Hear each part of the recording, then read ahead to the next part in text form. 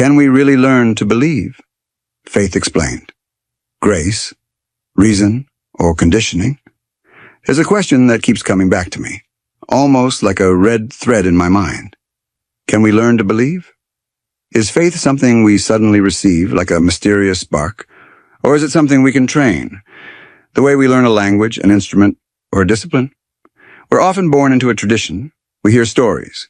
We take part in rituals. But is that enough to believe? Can we decide to believe? Or does faith completely escape our will? So I thought, why not take a step back and look at what different traditions have to say, from Judaism, Christianity, Islam, but also from philosophy, psychology, and even Buddhism. The goal isn't to give one ready-made answer, but to explore several perspectives, sometimes contradictory, that shed light on this big question. Is faith something we learn or something we receive? We'll start by exploring the three great Abrahamic traditions, Judaism, Christianity, and Islam, which have all deeply shaped our understanding of faith. Each of them approaches belief differently. Judaism emphasizes study and reason. Christianity speaks of faith as both a gift from God and a personal act. Islam offers a vision that is both practical and inward, focusing on the purification of the soul. We'll see how each of these traditions answers the same question. Can we really learn to believe? Is faith an act of will, a divine gift, or something to be cultivated daily? For Christians, faith can be seen from several angles. Saint Augustine describes it as divine grace, a gift from God beyond our control. Faith isn't taught. It's received, like a sudden light that illuminates the heart. A bit like falling in love. You don't decide it, it just happens. Or like artistic inspiration, a melody or a verse that suddenly imposes itself. Or even laughter. It bursts out when we're moved, without planning it. But Thomas Aquinas gives a more nuanced view. He says faith doesn't arise from nowhere. It can be prepared and nurtured through spiritual exercises like reading, prayer, and community life. It's not something we manufacture, but something we create space for, like a gardener watering the soil waiting for rain, or an athlete training every day before the competition, or a musician practicing scales without knowing when inspiration will strike. Then came Martin Luther, who challenged the authority of the church and insisted on personal faith. For him, belief doesn't need intermediaries. It's direct, personal, and intimate relationship with God. In Judaism, Maimonides plays a central role. He sees faith in God as inseparable from reason and study. To believe is to understand, to study the Torah, to grasp divine law through reflection. Faith isn't found only in rituals, but in the intellectual effort to comprehend the world and God's will.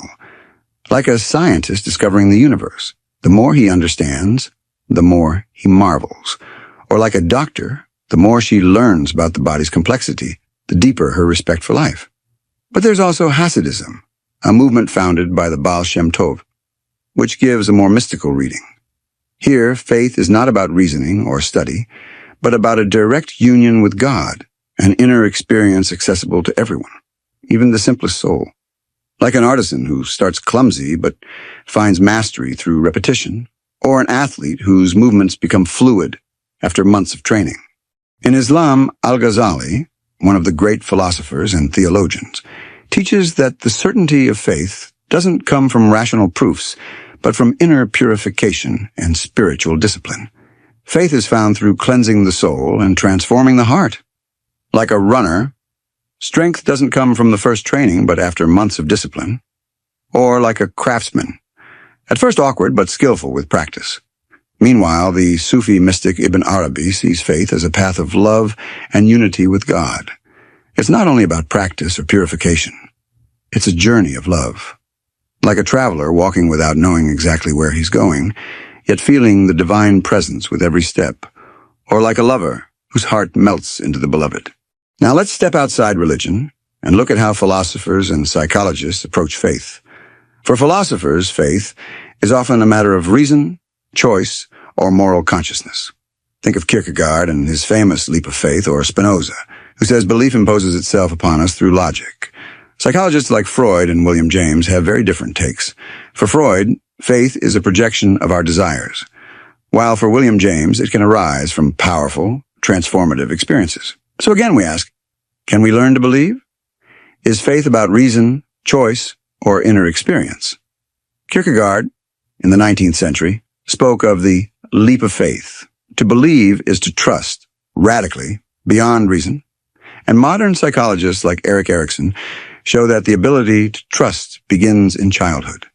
Faith becomes an extension of our human capacity to trust, like a child holding a parent's hand across the street, or a climber trusting the rope before leaping into the void, or a passenger boarding a plane, trusting a pilot they've never met. William James, the American philosopher and psychologist, explains that faith can arise from intense experiences, a conversion, a vision, a feeling of unity. These moments can't be taught, but we can learn to recognize and welcome them, like a breathtaking landscape that makes us feel part of something greater, or a piece of music that moves us to tears for no reason, or a chance encounter that changes our life forever. Spinoza takes it even further. For him, belief isn't a choice. When something appears true to us, we simply believe it, automatically. We can't decide to believe what we know is false, like a student who can pretend to accept a wrong answer, but deep down knows it's false, or someone reading a story that feels implausible. They can't truly believe it, or someone tasting food. They can't choose to find it sweet if it's salty. Freud, in The Future of an Illusion, sees faith as a projection of our longing for protection and comfort. And Durkheim adds that belief is above all social. It's about belonging, sharing rituals and symbols. Like Christmas, some believe spiritually, others don't. But everyone shares the songs and meals. Or like a football match, even if you know your team isn't the best, you still sing with the crowd. Or like a wedding, beyond belief, the ceremony unites people through ritual. Finally, Buddhism offers another path.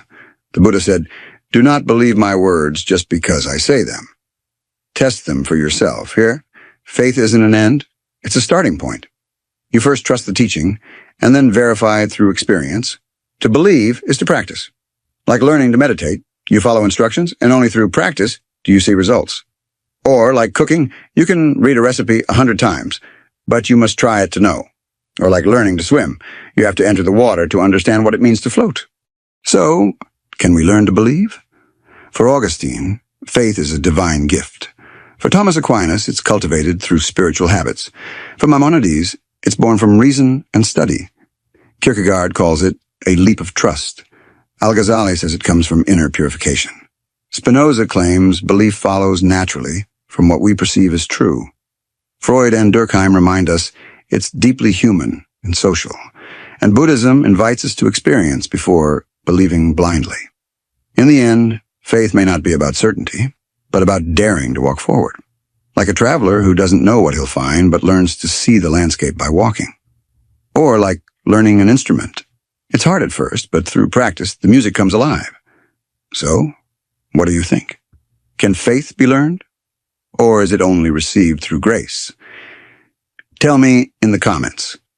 I'll read your thoughts carefully. And if you enjoy these kinds of reflections, don't forget to subscribe. More episodes are coming soon.